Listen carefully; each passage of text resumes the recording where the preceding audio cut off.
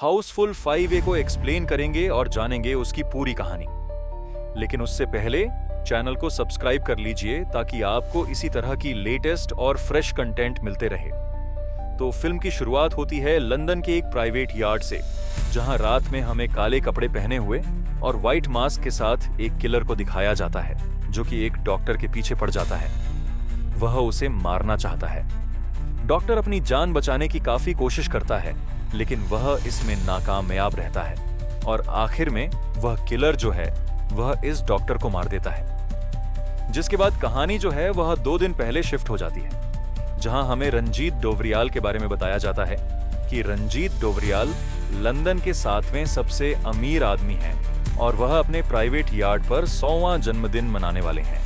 इसलिए एक पार्टी रखी गई है और इस पार्टी में कुछ वीआईपी लोग और बॉलीवुड के सेलिब्रिटीज आने वाले हैं।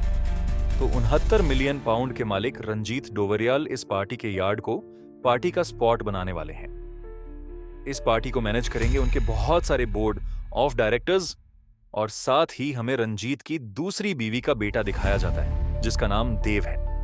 तो 2 दिन के बाद ही ये पार्टी होने वाली थी, लेकिन तभी उन्हें एक न्यूज मालूम चलती है और वह बात यह थी कि दरअसल में रंजीत डोवरियाल को हार्ट अटैक आ गया है और उनकी मौत हो गई है।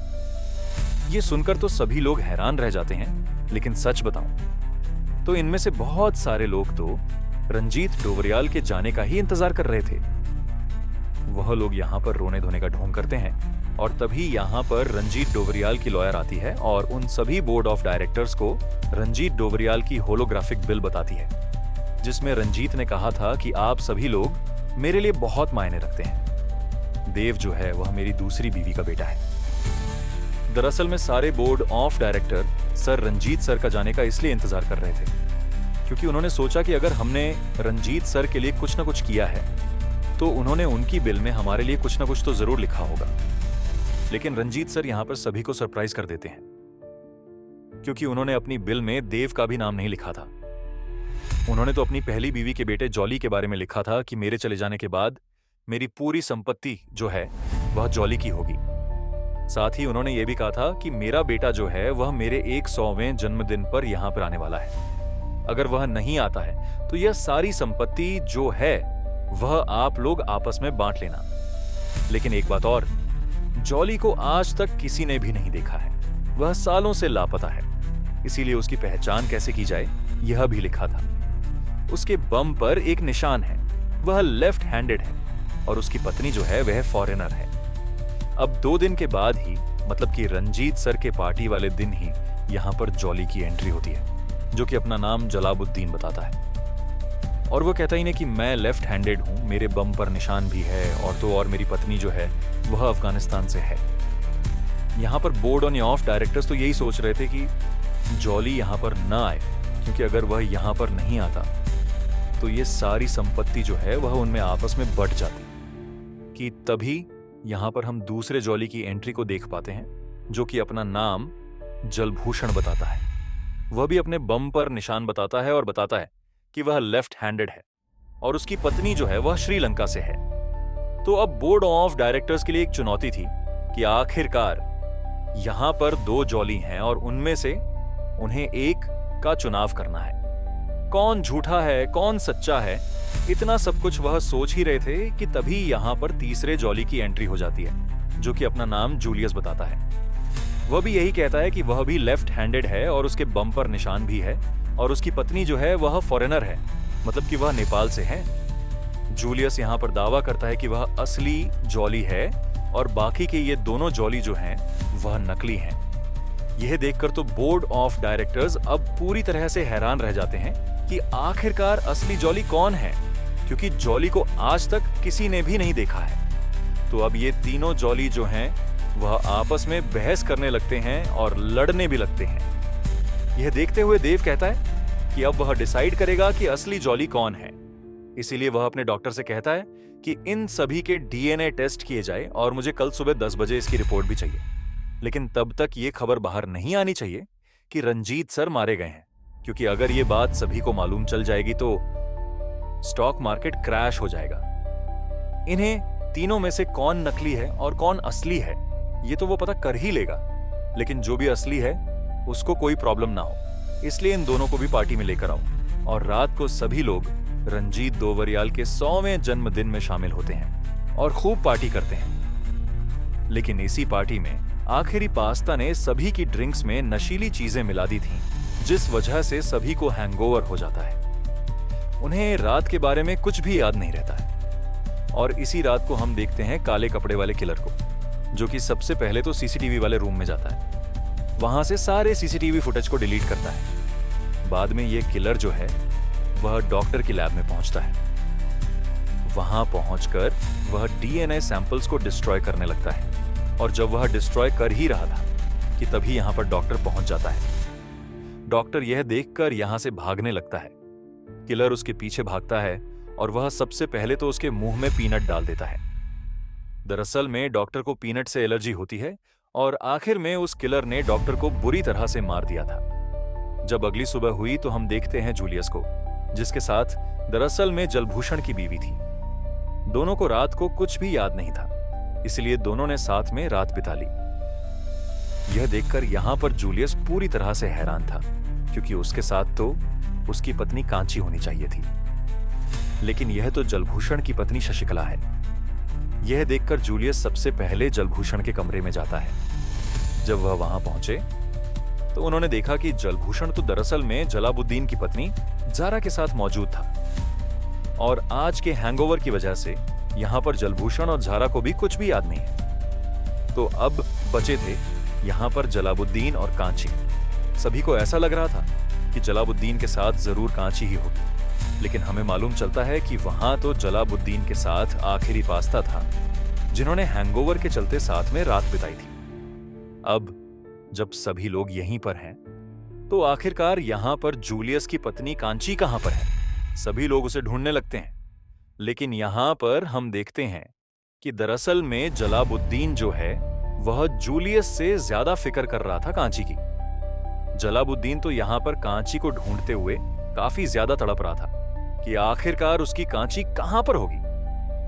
तभी रात का एक सीन याद आता है कि रात की पार्टी में हैंगओवर के बाद यहां जलभूषण के साथ कांची मौजूद थी। वह उसके साथ बाइक पर घूम रही थी। तो वो लोग उस बाइक को फॉलो करते करते उस जगह पर पहुंच जाते हैं जहां पर कांची मौजूद थी, जिसका बहुत बुरा हाल था।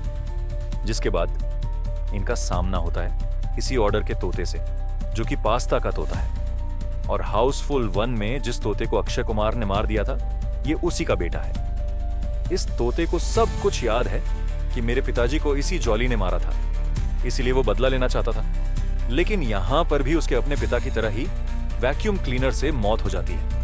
तो अब सभी लोग एक ही जगह पर मौजूद हो जाते हैं। सुबह के 10 बजे हुए थे और यहां पर देव जो है वह बार बार डॉक्टर के पास कॉल लगा रहा था, लेकिन डॉक्टर का मोबाइल तो जलाबुद्दीन के पास है और उसी मोबाइल के ऊपर एक कटी हुई उंगली भी रखी हुई थी, जो कि डॉक्टर की ही थी। जब ये सभी लोग आपस में बात कर ही रहे होते हैं कि तभी हम देखते हैं कि डॉक्टर की डेड बॉडी जो है वो ऊपर से गिरती है। ये देखकर सारे जॉली और सारे बोर्ड ऑफ डायरेक्टर्स हैरान रह जाते हैं, लेकिन यहां पर सारे जॉली फंसने वाले थे, क्योंकि रात का उन्हें कुछ भी याद नहीं है। उन्होंने क्या क्या किया है, जिस वजह से यहां पर सारे बोर्ड ऑफ डायरेक्टर्स और देव को भी ऐसा ही लग रहा था कि डॉक्टर को इन तीनों जॉली ने ही मारा है, क्योंकि उन्हें शुरुआत से ही शक है कि ये तीनों ही जॉली नहीं है। जिस वजह से उन्होंने डीएनए सैंपल्स डिस्ट्रॉय कर दिए और बाद में डॉक्टर को भी मार दिया। ये चलते बोर्ड ऑफ डायरेक्टर्स और देव फैसला लेता है कि इन तीनों जॉली और उनकी पत्नियों को जेल में रहना होगा जब तक कि पुलिस वाले यहां पर नहीं आ जाते। सिर्फ के जेल में इन सभी को डाल दिया जाता है। वह लोग आपस में बात कर रहे थे कि आखिरकार मर्डरर कौन है, लेकिन उससे भी बड़ी बात यहां पर जूलियस जानना चाहता है कि आखिरकार हम तीनों में से असली जॉली कौन है। जूलियस यहां पर सभी को बताता है कि वह एक प्राइवेट डिटेक्टिव है और रंजीत दोवरियाल ने मुझे असली जॉली को ढूंढने का काम सौंपा था। मेरे बारे में और मेरे काम के बारे में सिर्फ और सिर्फ कांची ही जानती है। मतलब कि कांची जरूर किसी न किसी से तो मिली हुई है। और यहां पर मालूम चलता है कि दरअसल में कांची जो है वह जलाबुद्दीन की गर्लफ्रेंड है। जब उसे मालूम चला कि जूलियस जो है वह जॉली बनकर जा रहा है, तो उन्होंने भी सोचा कि वह भी जॉली बनकर जाए। लेकिन कांची तो यहां पर जूलियस के साथ जाने वाली थी, इसीलिए जलाबुद्दीन के साथ जारा ही जाती है। लेकिन जारा भी तो जलभूषण की गर्लफ्रेंड थी, इसीलिए उसे भी सब कुछ मालूम था। उसने भी जलभूषण को बता दिया और इसी वजह से यह सभी लोग यहाँ पर पहुंच गए। लेकिन यहाँ पर हमें मालूम चलता है कि शशिकला दरअसल में किसी की भी गर्लफ्रेंड नहीं थी। इस वजह से अब वह यहाँ पर जूलियस की गर्लफ्रेंड बन जाती है। जिसके बाद हम देखते हैं भिड़ू और बाबा को। दोनों ही यूके के पुलिस वाले हैं, लेकिन दोनों ही ठीक तरह से काम नहीं करते हैं। उन्हें हाल ही में काम मिला है कि दरअसल में एक किलर जो है वह उनके शहर में उत्पाद मचा रहा है, जिस वजह से वह कार के स्टंट करके उस किलर को पकड़ने की काफी कोशिश करते हैं। लेकिन इसमें बहुत सारा नुकसान हो जाता है और वह उस किलर को भी नहीं पकड़ पाते हैं, जिस वजह से इंटरपोल के हेड नाना पाटेकर इन दोनों को ही सस्पेंड कर देते हैं। यहां इंटरपोल के हेड इतने खतरनाक होते हैं कि बीडू और बाबा उनसे पूछने भी नहीं जाते हैं कि आखिरकार उन्हें सस्पेंड क्यों किया है। वह तो बस यहां से जाने लगते हैं कि तभी यहां पर बाबा की एक्स वाइफ मतलब कि माया का कॉल आता है, जो कि उसी यॉट पर बोर्ड ऑफ डायरेक्टर्स के पद पर है। माया यहां पर बाबा से कहती है कि मैं चाहती हूं कि तुम इस केस की इन्वेस्टिगेशन करो और पता करो कि आखिरकार मर्डरर कौन है, इसीलिए तुम्हें जल्द से जल्द इस शिप पर आना होगा। दूसरी तरफ जूलियस और बाकी लोग जो हैं वह जेल में बंद हैं। जूलियस यहां पर सभी लोगों से कहता है कि अगर पुलिस यहां पे आ जाती है तो हम सभी लोगों का जेल जाना एकदम तय है, इसलिए हमें यहां से बाहर निकलना होगा। सबसे पहले रंजीत डोबरियाल की बॉडी को नदी में फेंकना होगा और वह सारे डीएनए सैंपल्स को भी डिस्ट्रॉय करना होगा। तब वह जैसे तैसे करके इस जेल से बाहर निकल जाते हैं और रंजीत डोबरियाल की डेड बॉडी को लेकर वह निकल पड़ते हैं। लेकिन बीच बीच में उन्हें ढेर सारे लोग भी मिलते हैं जिन्हें ऐसा लगता है कि रंजीत डोबरियाल अभी भी जिंदा हैं। दूसरी तरफ वह तीनों लड़कियां जो हैं वह उन डीएनए सैंपल्स को डिस्ट्रॉय करने जाती हैं। उन्होंने डीएनए सैंपल्स को डिस्ट्रॉय तो कर दिया था कि तभी उसी लैब में उन्होंने बेदी को देखा, जो कि डॉक्टर की डेड बॉडी से छेड़छाड़ कर रहा था। इसकी शशिकला ने वीडियो भी बना ली थी। आखिर में बेदी ने सारे फिंगरप्रिंट्स मिटाकर यहां से फौरन ही भाग जाता है। दूसरी तरफ हम देखते हैं कि ये सारे जॉली जो हैं वह रंजीत डोबरियाल को समुंदर में फेंकने के लिए जा तो रहे थे कि तभी उनके सामने बोर्ड ऑफ डायरेक्टर्स आ जाते हैं, जिस वजह से वह एक कमरे में छिप जाते हैं। उस कमरे के अलमारी में छिपने के बाद जब वह वहां से बाहर आते हैं तो उनके वहां रंजीत डोबरियाल की बॉडी नहीं थी, बल्कि उनके साथ तो बेदी की डेड बॉडी थी, जिसके माथे पर किसी ने गोली मार दी थी। और सही समय पर यहां पर बीडू और बाबा की एंट्री हुई थी। उन्होंने यहां पर तीनों जॉलियों को रंगे हाथ पकड़ लिया था, क्योंकि उनके पास बेदी की डेड बॉडी थी। लेकिन बीडू और बाबा इस काम के लिए नहीं आए थे, वो तो यहां पर डॉक्टर के मर्डर को पकड़ने के लिए आए थे। इसलिए अब वह यहां पर तीनों जॉलियों से पूछताछ करते हैं। लेकिन यहां पर उन तीनों जॉलियों के जवाब इतने आड़े टेढ़े होते हैं कि यहां पर बीडू और बाबा तो पूरी तरह से हैरान थे कि आखिरकार उनका सामना अब इन लोगों से हुआ है। अब बीडू और बाबा कुछ इन्वेस्टिगेशन करते हैं और इन्वेस्टिगेशन के बाद उन्हें असली कातिल के बारे में मालूम चल गया था। वह यहां पर देव को कहते हैं कि तू असली कातिल है, क्योंकि बीडू और बाबा को देव के कमरे से एक चिप मिली है, वही चिप जो कि सीसीटीवी रूम में हुआ करती थी। और उन्हें डॉक्टर की जेब में एक पेन भी मिला है, और वह पेन दरअसल में देव का होता है, जिस वजह से देव को जेल में डाल दिया जाता है, जबकि देव बार बार कह रहा था कि उसने ऐसा नहीं किया। उर्वीम में ये बात तो जूलियस भी जानता है, इसी वजह से वह भी थोड़ी इन्वेस्टिगेशन करता है। उसे एक कमरे से एक खून से सनी हुई शर्ट मिलती है, और तो और उसे एक ब्रेसलेट का डायमंड मिलता है, जो कि उसी जगह पर था जहां पर कि डॉक्टर को मारा गया था। अब जिस भी इंसान के ब्रेसलेट का वह डायमंड मिसिंग होगा, वही दरअसल में किलर होगा। उसी पार्टी में हम देखते हैं कि यह डायमंड जो है वह दरअसल में कैप्टन के ब्रेसलेट से मिसिंग था, जिस वजह से अब यहां पर सबसे पहले नंबर का सस्पेक्ट जो है वह कैप्टन बन चुका था। कैप्टन को सभी लोगों के सामने खड़ा कर दिया जाता है कि तभी अचानक से यॉट की लाइट चली जाती है, और जब लाइट आती है तो हम देखते हैं कि कैप्टन को किसी ने मार डाला है। और जब लाइट आए तो हम देखते हैं कि बाबा और बीडू जो है वह कैप्टन को अपने साथ लेकर खड़े हुए थे। ये देखकर सभी लोगों को यही लगता है कि बाबा और बीडू ने ही कैप्टन को मारा है कि तभी इंटरपोल के हेड की एंट्री होती है, जिन्हें इस केस के बारे में सब कुछ मालूम है। और उन्हें तो यह भी मालूम है कि बाबा और बीडू भी मर्डरर नहीं है, और उन्हें बहुत अच्छे से मालूम है कि कौन मर्डरर है। वह कल अनाउंस करेगा कि मर्डरर कौन है। इंटरपोल के हेड यहां पर अपने साथ एक सूटकेस लेकर आए थे। उस सूटकेस में उस मर्डरर का नाम है जिसने भी यह सब कुछ किया है, जिसके बारे में वह कल बताएंगे। साथ ही वह सभी लोगों से कह देते हैं कि तुम सभी लोग अपने अपने घर जाना चाहते थे, लेकिन अब नहीं जा पाओगे। सभी लोग अब जेल जाओगे। अब इंटरपोल के हेड सोने के लिए चले जाते हैं, लेकिन जूलियस जो है वह सभी लोगों के पास आता है।